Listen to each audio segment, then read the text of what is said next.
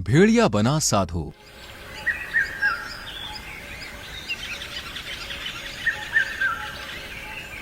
ओहो, ये सुबह भी ना इतनी जल्दी हो जाती है कि ठीक से नींद भी पूरी नहीं हो पाती।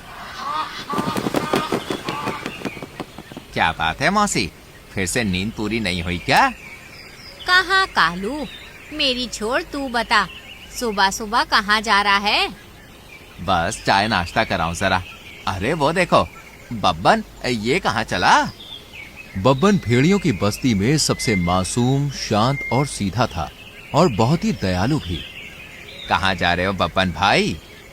और कहाँ कालू, भूख लगी तो सोचा कि कुछ खा पी आऊं।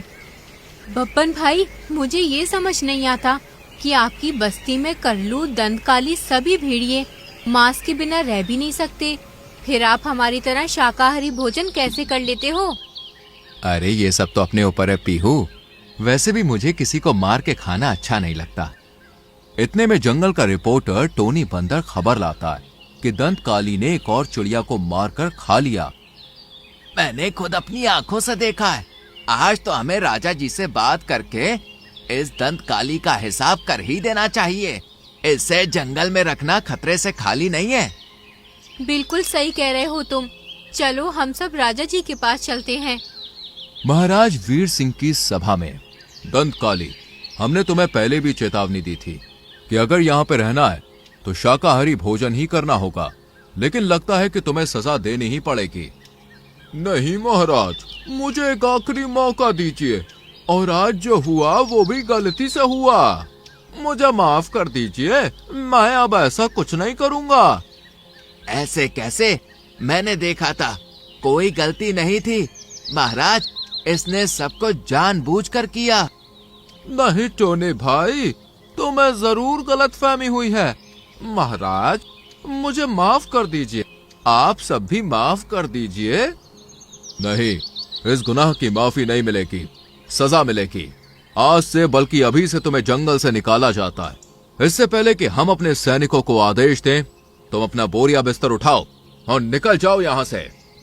दंतकाली बहुत गड़गड़ाया, लेकिन उसकी सजा माफ नहीं हुई और देर रात जंगल से दूर करलू भेड़िया उसे ढूंढते हुए उसके पास पहुंचा। दंतकाली, मेरे दोस्त, तू यहाँ है? अरे मैंने तुझे कहाँ कहाँ नहीं ढूंढा। क्या फर्क पड़ता है, मुझे तो जंगल से निकाल दिया, अब तो मैं कहीं का मारा कहीं ही मिलूंगा।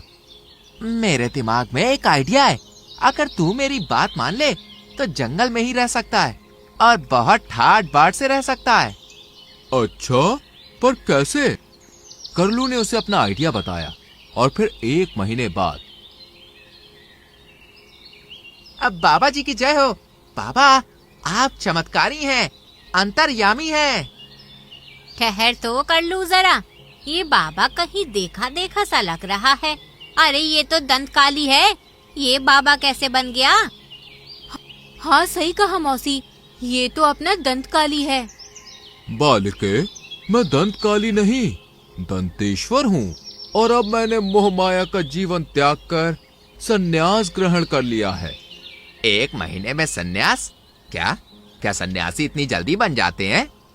मूर्ख, सन्यासी तो ईश्वर की कृपा से बनते हैं। अरे जंगल से निकाले जाने के बाद मैंने कठोर तपस्या की और एक रात मुझे ज्ञान हासिल हुआ। ईश्वर ने खुद मुझे यहाँ आप सबकी सेवा के लिए भेजा है। ये बात सुन के सभी जोर से हंस पड़े। अगर ऐसा है तो बाबा जी आप मेरे बच्चे को ठीक कर दीजिए, वो बहुत दर्द में है। अगर आप उसे ठीक कर देते हैं तो मैं इसी पल से आपकी भक्त बन जाऊंगी। जरूर बालिके, हम इसी काम के लिए तो आए हैं। 1 मिनट। दंतकाली ने जमीन से थोड़ी सी मिट्टी उठाई, उस पर कुछ मंत्र फूका और लाली को देते हुए बोला, ये लो, इसे अपने बेटे के शरीर से लगाना, फिर देखना वो कैसे ठीक होता है। लाली ने ऐसा ही किया और अगले ही पल उसका बच्चा बिल्कुल ठीक हो गया। बाबा की जय हो, बाबा की जय हो।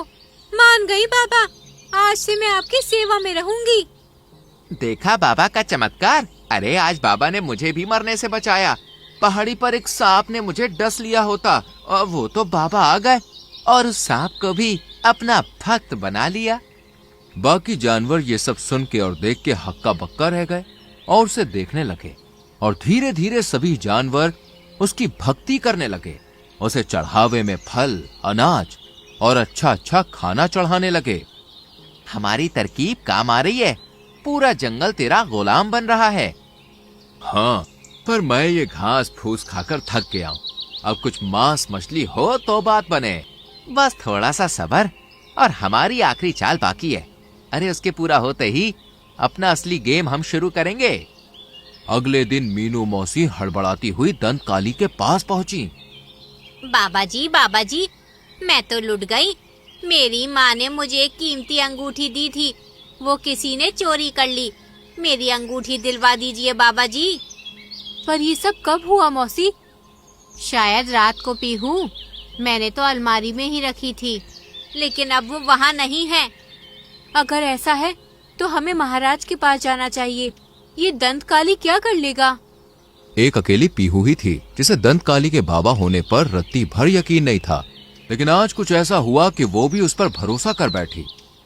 शांत बालिके शांत, मैं जानता हूँ पीहू तुम्हें मुझ पर यकीन नहीं, पर मुझे कोई अफसोस भी नहीं। बाबा का चमत्कार थे, एक दिन तुम भी मेरी शरण में आ ही जाओगी। पहले मौसी की अंगूठी ढूंढते हैं। दंत काली ने आंखें बंद की और मंत्र सा पढ़ने के बाद सीधी दिशा में चलते हुए बब्बन भेड़िए के घर पहुंचा। यहीं पर है मौसी तुम्हारी अंगूठी। अंगूठी? कौन सी अंगूठी? क्या बात है मौसी, तुम रो क्यों रही हो? यहाँ कैसे हो सकती है? बब्बन चोरी नहीं कर सकता। अरे मैंने कब कहा कि उसने चोरी की है? हो सकता है मौसी यहाँ आई हो और भूल गई हो। अरे नहीं, मुझे पक्का याद है, मैंने अलमारी में ही रखी थी और मैं बब्बन के घर पिछले 1 महीने से नहीं आई। कोई काम ही नहीं पड़ा। कोई मुझे समझाएगा कि हो क्या रहा है? 1 मिनट बालक। दंत काली आंखें बंद करके फिर से मंत्र पढ़ता है और फिर बब्बन के घोंसलों के कोने में हल्की सी खुदाई कर मौसी की अंगूठी निकाल देता है। मिल गई मेरी अंगूठी, धन्यवाद बाबा जी। पर ये अंगूठी यहाँ कैसे आई? मुझे समझ आ गया, बब्बन परसों मुझे मिला था, बहुत तारीफ कर रहा था इस अंगूठी की। जरूर इसी ने चुराई होगी। एड़ा बन के पेड़ा खा रहा था। क्यों? तू तो धोखेबाज निकला। बब्बन भैया, तुमसे ऐसी उम्मीद नहीं थी। शर्म आनी चाहिए तुम्हें। सभी बब्बन को खरी खोटी सुनाकर चले जाते हैं, पर उसकी सुनने के लिए कोई राजी नहीं था। फिर शाम को पीहू, मीनू सभी दंतकाली के दरबार में बैठे थे कि तभी लाडो रोते हुए आती है। अरे बाबा जी, मेरी बेटी कहीं मिल नहीं रही। पूरा जंगल ढूंढ लिया, ना जाने वो कहाँ है।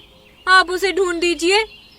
रो नहीं लाडो, बाबा जी जरूर चमत्कार करेंगे।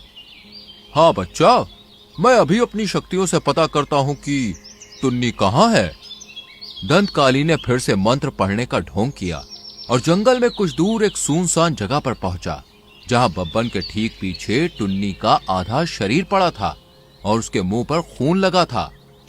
बब्बन, तूने मेरी बच्ची को मार दिया। तूने ये अच्छा नहीं किया। बब्बन, तू इस हद तक गिर जाएगा, ये तो हमने सोचा भी नहीं था। हाँ मौसी, जिसे हमने हीरा समझा वो तो कोयला निकला, और जिसे कोयला समझा वो हीरा। अब तो इसे सजा मिलनी ही चाहिए। बब्बन कुछ बोला ही नहीं, जैसे मानो वो होश में नहीं था कि वहां पर क्या हो रहा है। उसे खींचकर राजा के पास ले जाया जाता है और राजा उसे काल कोठरी में डाल देते हैं। नहीं नहीं महाराज, आप बब्बन को ऐसी सजा ना दीजिए। इसे मेरे दरबार में रहने दीजिए, मैं इसे सुधार दूंगा। सभी बाबा की बात से सहमत होते हैं। बब्बन दंत काली के दरबार में रहता है। अगले ही दिन दंत काली एक आपातकालीन सभा बुलाता है। क्या बात है बाबा जी, कोई अनहोनी होने वाली है क्या? सही कहा मौसी, कल रात मुझे ईश्वर ने संदेश दिया कि हमारे जंगल में कोई काला साया आने वाला है, इसलिए आप सब अपनी अपनी रक्षा करें। ये सुनते ही सभी के चेहरे पीले पड़ जाते हैं। डर के मारे सभी अपने अपने घरों में पैक हो जाते हैं, लेकिन फिर भी एक एक कर जंगल के जानवर गायब होने लगते हैं। ना जाने हमारे जंगल को किसकी नजर लग गई है मौसी। पहले लाडो, फिर भूरी और अब कालू भैया। कहीं ये सब बब्बन तो नहीं कर रहा? मुझे नहीं लगता कि वो है। मैंने तो उसे कल भी बाबा जी के दरबार में देखा और वो तो ठीक से होश में भी नहीं था। तो फिर ये सब कौन कर रहा है? यूं ही जानवर गायब होते रहे और फिर एक रात पीहू के दरवाजे पर दस्तक हुई। कौन है? पीहू बहन, जल्दी दरवाजा खोलो। मैं बब्बन, बहुत जरूरी बात बतानी है तुम्हें। नहीं नहीं, मैं दरवाजा नहीं खोलूंगी। अरे डरो मत, मैंने कुछ नहीं किया है, लेकिन आज तुमने दरवाजा ना खोला तो जंगल की घटनाएं यूं ही चलती रहेंगी। पीहू ने कुछ पल सोचा और फिर दरवाजा खोल दिया और फिर बब्बन ने ऐसा राज खोला जिसे सुनकर पीहू भी चौंक गई। ये सब दंत काली और करलू भेड़िया कर रहे हैं। दंत काली कोई बाबा बाबा नहीं है, अरे वो ढोंग कर रहा है और दोनों रात में जानवरों को मार कर खा रहे हैं। पर तुम्हें कैसे पता? वो लोग रोज मुझे कुछ खिलाकर बेहोश कर देते हैं, लेकिन कल रात मैं होश में था, तब मैंने उन दोनों की बातें सुनी। क्या सच में? अगर ऐसा है तो फिर हमें सबको ये बात बतानी होगी। नहीं, मैं छुपते छुपाते आया हूँ, इसलिए मैं जा रहा हूँ, पर तुम सबको बता देना। और कल रात ठीक 11 बजे दोनों फिर से शिकार पर निकलेंगे, तब उन्हें रंगे हाथों पकड़ लेना। पीहू ने ऐसा ही किया और अगली रात जैसे ही दंत काली और करलू लाली हिरन का शिकार करने निकले, तभी राजा वीर सिंह, पीहू, मीनू मौसी और सभी ने उसे दबोच लिया। गलती कर दी, जो पहले तुझे सिर्फ जंगल से निकाला था, आज मैं तुझे इस दुनिया से ही रवाना कर देता हूँ। वीर सिंह ने दोनों को एक ही वार में ढेर कर दिया और फिर इस बार तो हमसे भी गलती हो गई, जो हमने दंतकाली जैसे ढोंगी पर भरोसा कर लिया और बब्बन पर शक किया। हमें माफ कर दो बब्बन। मैंने तो तुम सबको कब का माफ कर दिया। इस तरह दंत काली और करलू मारे जाते हैं और जंगल में फिर से पहले जैसी खुशहाली आ जाती है। तो दोस्तों, कैसी लगी आपको ये कहानी? पसंद आई हो तो लाइक और शेयर करें और चैनल को सब्सक्राइब करके बेल आइकॉन प्रेस करें। मिलते हैं अगली वीडियो में।